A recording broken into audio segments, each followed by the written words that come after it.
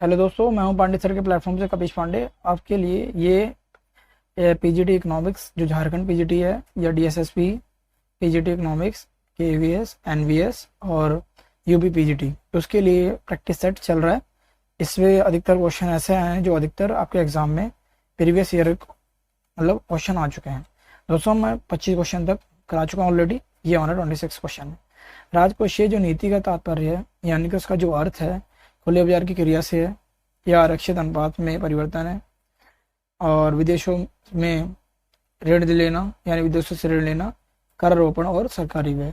यानी राजकोषीय जो नीति होती है यानी फिजिकल पॉलिसी, ये हमारी ये होती है करारोपण से सरकारी व्यय तक जाने की होती है। ठीक है। करारोपण क्या होता है? जिस पे टैक्स लगाया जाता है हमारा। ठीक है। प्रतिगामी करारोपण कार्य करने की क्षमता पर प्रभाव डालता है। प्रतिगामी क्या होता है दोस्तों? Regressive tax. रिग्रेसिव टैक्स वो होता है जब आपकी इनकम मान लो कम होती है तो आपको टैक्स ज़्यादा देना पड़ता है, और इनकम अगर आपकी ज़्यादा होती है तो टैक्स आपको कम देना पड़ता है। वो हमारा प्रतिगामी कर होता है। ठीक है। ये हमारा क्या है? कार्य करने की जो क्षमता पर प्रभाव डालता है। अनुकूल होता है, प्रतिकूल होता है, तटस्थ होता है, या इनमें से कोई नहीं। तो उसका ऑप्शन मिल होगा, क्या होगा दोस्तों? उल्टा, प्रतिकूल, यानी अपोजिट होता है। ठीक है। अपोजिट कैसे होता है? मैंने आपको बताया कि अगर आपकी इनकम इंक्रीज हो रही है तो टैक्स आपका कम होता है, और अगर इनकम आपकी कम हो रही है तो टैक्स आपका ज़्यादा होता है। ठीक है।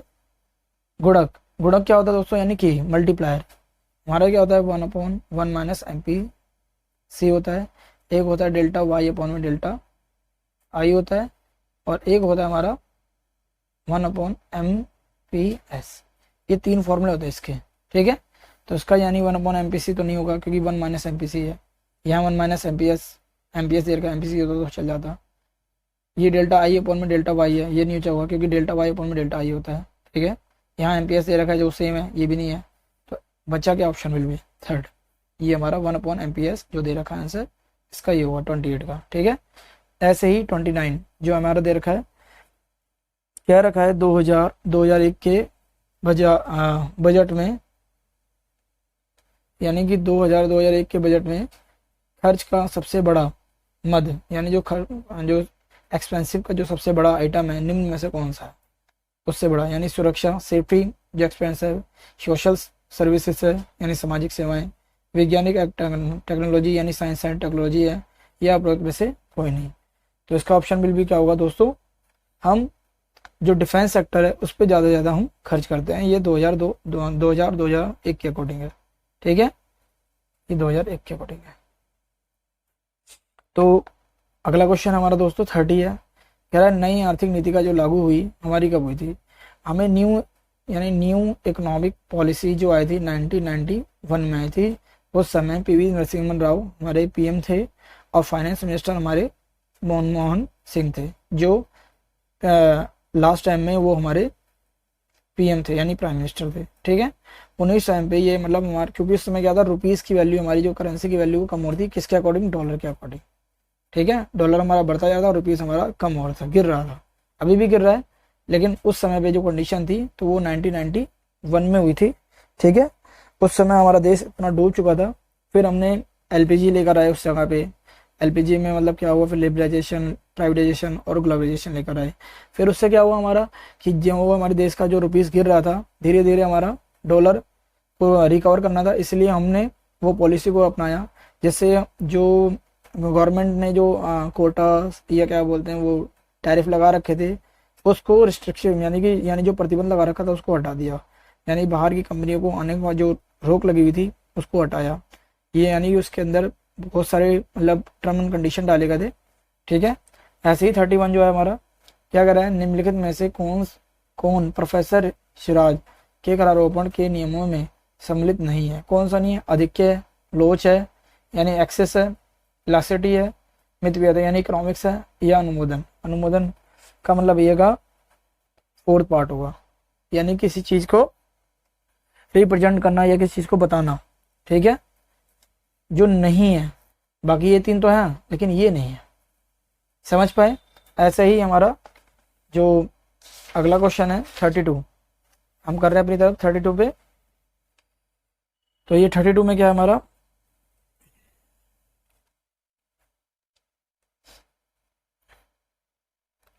क्या रखा है, निम्नलिखित में से कौन नीति उपाय आयात की, यानी जो पॉलिसी जो बनती है, जो सुझाव होता है आयात यानी कि एक्सपोर्ट का, कि फिजिकल मात्रा को यानी फिजिकल क्वांटिटी को डायरेक्ट रूप से नियंत्रित किया जा सकता है, यानी किससे किया जा सकता है, कोटा से किया जा सकता है, अनुदान, चैरिटी से, प्रशुल्क, टैरिफ से, या इनमें से कोई नहीं। तो हम कोटा से इसको कंट्रोल कर सकते हैं, नियंत्रित कर सकते हैं, जो डायरेक्ट फिजिकल को हम कंट्रोल में ला सकते हैं पॉलिसी से। ठीक है, इसका फर्स्ट ऑप्शन होगा। कह रहा है निम्नलिखित में से कौन सा कथन सही है, WTO राष्ट्रीय मुद्रा कोष का अंग है, यानी इंटरनेशनल मॉनेटरी फंड है, या WTO संयुक्त राष्ट्र संघ का अंग है। संयुक्त राष्ट्र संघ मतलब यूनाइटेड नेशन यूनियन का एक पार्ट है। WTO एक अमेरिका व्यापार का संगठन है, यानी अमेरिका ट्रेडिंग ऑर्गेनाइजेशन, या WTO एक संगठन है जिसे गैट के सदस्यों ने बनाया है। तो ऑप्शन बिल भी क्या होगा दोस्तों, गैट, क्योंकि गैट का जो सदस्य बनाए गए थे ये हमारा अप्रैल 1994 में उरुग्वे यानी रूस में के दौर में समाप्ति के दौर पर वर्ल्ड ट्रेड ऑर्गेनाइजेशन को स्थापना के स्थान पर गैट के सदस्यों ने एक साइन किया था। उस साइन में 1995 में विश्व व्यापार संगठन की स्थापना हुई थी। ठीक है, WTO की। उसमें क्या हुआ था, इसमें समझौते हुए थे कि दिसंबर 1949 को अपनी सहमति दे दी गई थी, जिससे गैट यानी WTO की जगह गैट स्टैब्लिश हुआ था। ठीक है, अब हमारा जो क्वेश्चन है हमारा 34 में क्या है, हाल ही के वर्षों में प्रत्यक्ष कर सुधारों के पीछे भारत में उद्देश्य रहा है, यानी जो अभी लेटेस्ट में कई वर्षों में जो डायरेक्ट टैक्स है उसके जो सुधारों में यानी रिफॉर्म्स के पीछे भारत में उद्देश्य रहा है। तो क्या रहा है, विस्तृत कर का उधार प्राप्त करना, या अधिक अच्छा प्रशासन सुनिश्चित करना, यानी कानून व्यवस्था को अच्छा ढंग से करना, या कर अनुपात को विवेकपूर्ण करना, विवेकपूर्ण मतलब अपनी बौद्धिक शक्ति से उसको इस्तेमाल करना, या उपयुक्त सभी। ठीक है, तो ऑप्शन विल भी क्या होगा दोस्तों, 4th, यानी कि टैक्स डायरेक्ट टैक्स से ये हुआ है रिफॉर्म हमने क्या किया है, कर उधार को प्राप्त करना, यानी जो भी उधार दे रखे हैं उसको से रिलेटेड जो चीज़ें हो रखी हैं उसको सुधार करना, कर अधिक अच्छा प्रशासन यानी कानून व्यवस्था अगर अच्छी होगी तो और हमारा देश डेवलप्ड होगा, और कर यानी जो टैक्स का रेशियो है उसका विवेकपूर्ण यानी कि ढंग से उसको इस्तेमाल करना। तो इसका ऑप्शन बिल भी क्या होगा दोस्तों, 4। ठीक है, ऐसे ही हमारे जो 35 क्वेश्चन है हमारा, कह रहा भारत में संघीय वित्त व्यवस्था के विकास क्रम में निम्नलिखित व्यवस्थाओं में से सर्वाधिक लाभ भारतीय संघ किस व्यवस्था से प्राप्त हुआ। तो ये किस व्यवस्था से प्राप्त हुआ ये हमें देखना है, ऑटोनिमियर अवार्ड, या देशमुख अवार्ड, या गॉडगिल अवार्ड, या वित्त आयोग। तो इसका ऑप्शन होगा दोस्तों फाइनेंस कमीशन। ठीक है, फाइनेंस कमीशन ने जब इसको लेकर आए थे उससे हमारे संघीय वित्त व्यवस्था की विकास कार्यक्रम में मतलब व्यवस्थाओं में सर्वाधिक लाभ भारतीय संघ को हुआ था। ठीक है, 36 जो क्या है, भारत में मॉडिफाइड वैल्यू एडेड यानी MVAT modified value added tax किस वर्ष में आरंभ हुआ।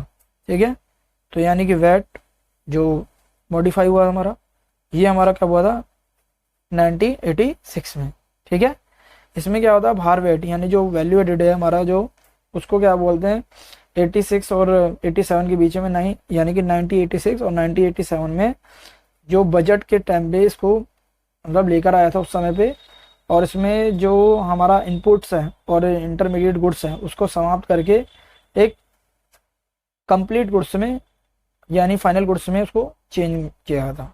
ठीक है, इस प्रणाली में यानी कि इस सिस्टम के अकॉर्डिंग दोबारा वस्तु का जो नेशनल यानी कि उसमें नेशनल इनकम में जो ऐड किया जाता था उसको ना करके फाइनल गुड्स को ऐड किया जाए। ठीक है, अब हमारा क्या आता है क्वेश्चन नंबर 37 में क्या होता है दोस्तों कि जो हमारा निम्नलिखित में से कौन सा एक कर केंद्र द्वारा राज्य सरकार के साथ बांटा जाता है, यानी ऐसा कौन सा टैक्स है जो सेंट्रल और स्टेट में दोनों के बीच में बंटवारा होता है। सेवाओं पर कर, उत्पाद शुल्क यानी जो बॉर्डर सिक्योरिटी होता है, इनकम टैक्स पे, या बॉर्डर सिक्योरिटी ये प्रोडक्शन शुल्क होता है। ठीक है, तो इसका ऑप्शन विल भी क्या होगा दोस्तों, प्रोडक्शन शुल्क। यानी जो हम प्रोडक्शन कर रहे हैं एक देश से एक स्टेट से दूसरे स्टेट में, या सेंट्रल से यानी अदर देश से हमारे कदर मतलब किसी स्टेट में आ रहा है, तो उस पास शुल्क में हम उसको बांट देते हैं।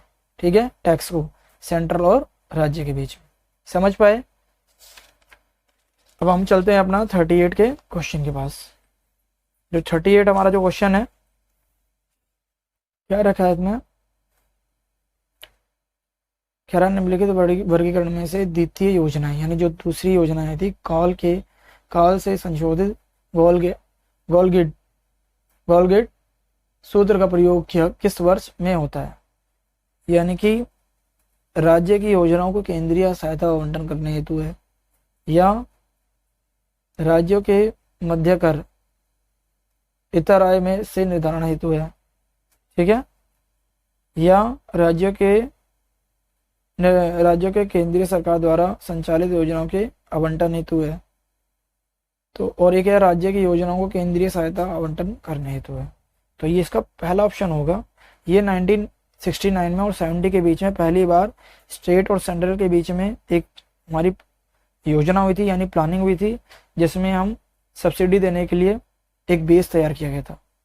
ठीक है, और जिससे ये हुआ, इसी को हम ये गॉडगिल लेकर आए थे, इसी को गॉडगिल सूत्र या गॉडगिल फॉर्मूला बोला जाता है। ठीक है, अब हम अगले क्वेश्चन की तरफ चलते हैं अपने। क्या है हमारा क्वेश्चन, कह रहा है औसत स्थिर लागत यानी कि एवरेज फिक्स कॉस्ट। ये हमारा होता है TFC में क्वांटिटी। ठीक है, तो यही कह रहा है कि उत्पादन के किसी भी स्तर पर समान बनी रहती है, यानी समान बनी रहती है कि प्रोडक्शन क्या रहा है, किसी भी लेवल पर समान बना रहता है। उत्पादन के बढ़ने के साथ साथ बढ़ती रहती है, और उत्पादन के बढ़ने के साथ घटती है, या उपयुक्त में से कोई नहीं। तो इसका ऑप्शन बिल्कुल क्या होगा दोस्तों, थर्ड। यानी जो उत्पादन क्या बढ़ने के साथ साथ क्या हो जाती है, घटती रहती है। AFC का जो कर्व होता है हमारा, मैं आपको बता रहा हूँ, जिससे होता है वो अति प्रबल्य होता है एक तरीके से। ये जो हमारा कर्व है ये ऐसे बनता रहता है, यानी ये बढ़ती है, बढ़ने के साथ फिर क्या होती है, ये घट जाती है। तो इसी को बोल रहा है उत्पादन में बढ़ने के साथ साथ ये घट जाती है। कह रहा है दो उदासीन वक्र यानी IC1 और IC2, तटस्थ वक्र भी इसे बोलते हैं, एक दूसरे को नहीं काट सकते। बिल्कुल सही बात है, क्योंकि इसका जो परिभाषा है, जो इसका अर्थ है या मीनिंग है, यही कहता है कि यानी कॉम्बिनेशन ऑफ टू गुड्स। और यानी कि कॉम्बिनेशन टू गुड्स का मतलब ये होता है कि जिसमें हम ग्राफ को रिप्रेजेंट ऐसे करते हैं और ऐसे कर्व ऐसे होता है, ना तो वो IC1 या IC2 ले लो, या IC1, ये IC1 है या IC2, ना तो वाई एक्सेस कुछ होता है ना एक्स एक्सेस कुछ होता है, और जितना ये मैक्सिमम होता है उतना वो सेटिस्फेक्शन लेवल हमारा रिसीव करता है। ठीक है, और मेन रीजन इसका ये है कि IC1 मूल बिंदु से नतोदर होता है, नहीं, IC2 मूल बिंदु से नतोदर होता है, ये भी नहीं है। कह रहा है IC1 और IC2 संतोष के विभिन्न स्तरों को व्यक्त करते हैं, यानी सेटिस्फेक्शन लेवल पर हमें रिसीव होता है, जो आपको मैंने अभी बताया था। इसका ऑप्शन विल बी थर्ड। अब हमारा जो 4 ये हमारा है, कह रहा है निम्नलिखित मदों में यानी जो भी आर्टिकल है में से किस मद पर केंद्रीय सरकार यानी सेंट्रल गवर्नमेंट ने राजस्व यानी रिसीव रेवेन्यू एक्सपेंडिचर राशि सबसे ज़्यादा है। तो किसमें सबसे ज़्यादा है, देखते हैं। स्वास्थ्य सेवाएं, उपादान, अनुदान या ब्याज भुगतान। तो ये हमारा इंटरेस्ट पेमेंट पे हमारा सबसे ज़्यादा इन्होंने रिसीव जो रेवेन्यू रिसीव जो एक्सपेंडिचर किया है सेंट्रल गवर्नमेंट ने ब्याज भुगतान पे किया है। समझ पाए? तो इसका आंसर क्या होगा दोस्तों, 4। अगला क्वेश्चन जो हमारा है 43 हमारा क्या है दोस्तों, जैसे कि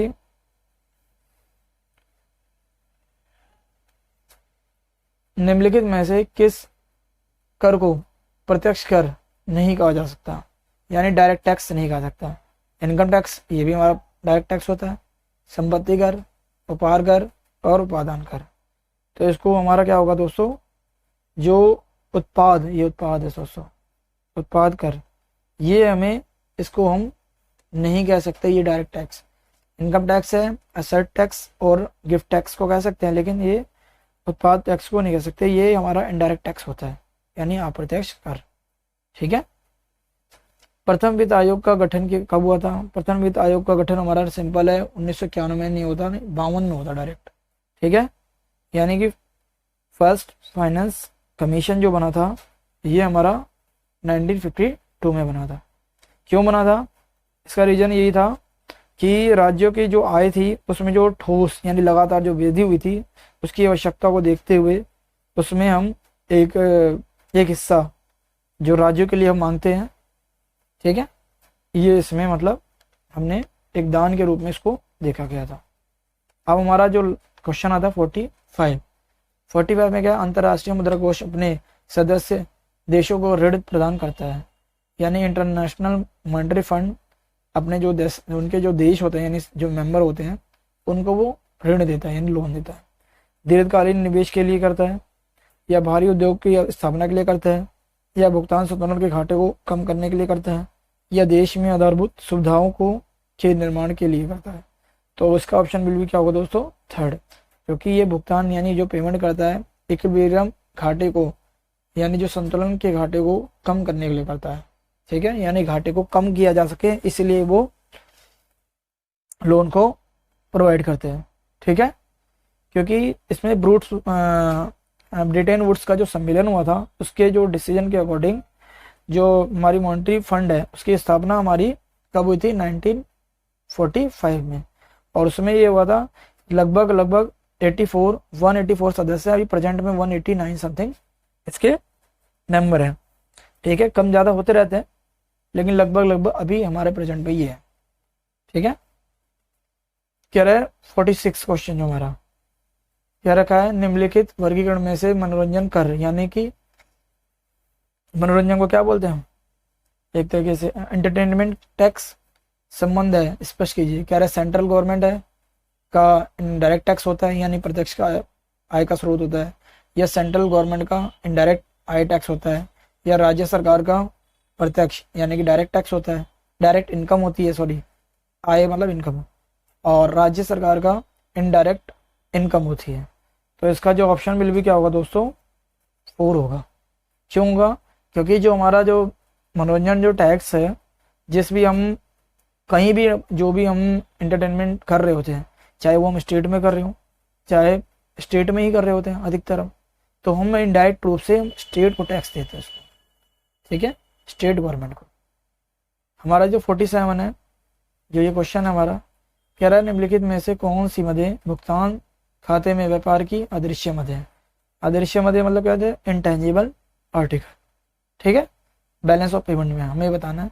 कह रहे विदेशों से प्राप्त लाभांश यानी कि प्रॉफिटेबल ऑफ यानी रिसीव फॉरेन सेक्टर से, या विदेशी पर्यटकों से प्राप्त यानी जो फॉरेन सेक्टर आते हैं यहाँ पर घूमने के लिए स्थानों पे, उनसे जो प्राप्त होता है इनकम, या विदेशियों को बीमा सीमाओं विक्रय करना यानी अपनी जो पॉलिसी है उसको बेचना विदेशियों को, या विदेशियों को परिसंपत्तियों का विक्रय करना यानी कि खरीदना, सेलिंग करना, बेचना मतलब अपनी एसेट्स को विदेशियों को। तो इसमें वो चल रहा है कि पहला ऑप्शन होगा खा और गा, यानी दूसरा और तीसरा। इसमें बोला का खा गा यानी 1 2 3 होगा। इसमें बोला सारे होंगे तीसरे में। चौथे में बोला का खा और घा, का खा और घा।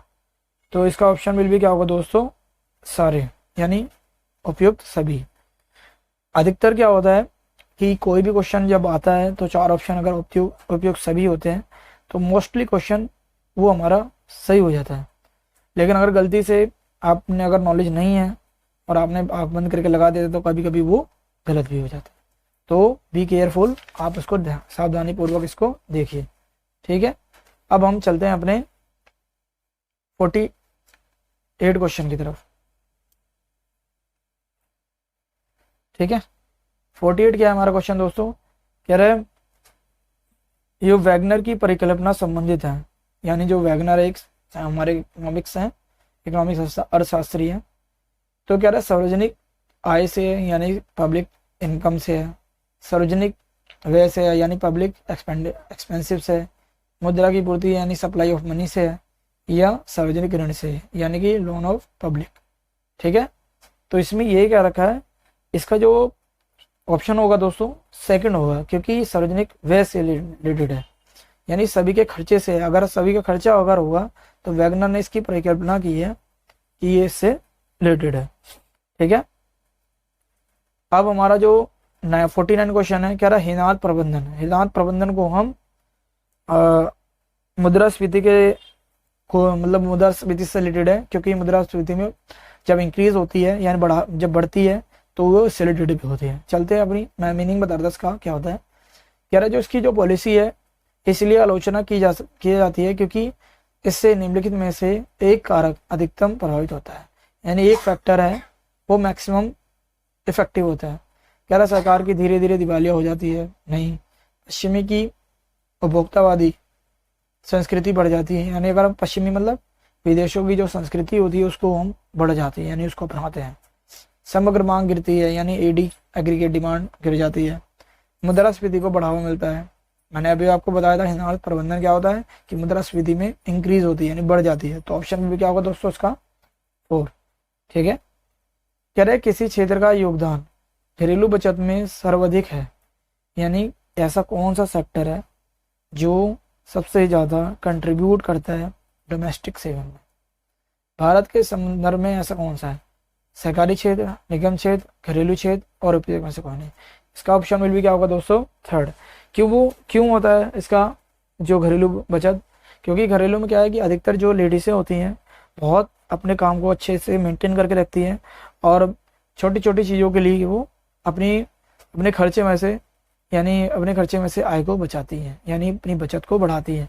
और जब वो बचत बढ़ती है तो उससे क्या होता है, वो पैसा कहीं ना कहीं घर में काम आ जाता है। जैसे कि अभी लॉजिक की बात करें, कोरोना आया था, कोरोना में क्या हुआ था, कई लोगों का काम भी छूट गया, वो तो अलग बात है, लेकिन कोरोना टाइम में जब लोग क्वारंटाइन थे घर में, यानी बंद थे, कहीं जा नहीं सकते थे, ना जा सकते थे ना आ सकते थे, उससे क्या था कि जो आपने सेविंग पहले से कर रखी है, साथ में जो जिनके घर में लेडीज़ों ने बहुत बड़ा सहयोग दिया था इस मामले में, तो मैं उनको सल्यूट करता हूँ। ठीक है, जिन्होंने बहुत बढ़ चढ़ कर उसमें हिस्सा लिया। अगला क्वेश्चन, चलो दोस्तों अगला क्वेश्चन हम अगले पार्ट में लेकर आएंगे। ये 50 तक क्वेश्चन ऐसे ही मैं रहने दे रहा हूँ। Thank you.